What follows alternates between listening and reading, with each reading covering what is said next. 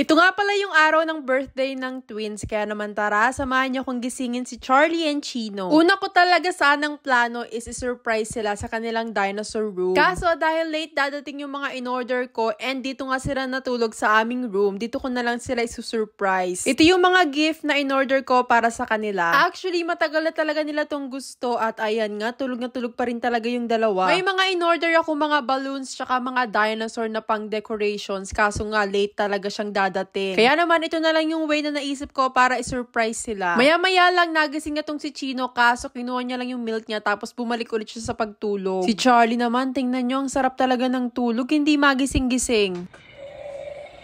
Time na din kasi talaga ng gising nila, kaya naman nagagawa na ako ng mga sounds. Maya-maya nga lang, ayan, nagising na si Chino. Nagtataka siya kung ano ba yung mga nasa bed. Kaso tulog is life talaga siya, kaya ayan, bumalik ulit sa pagtulog.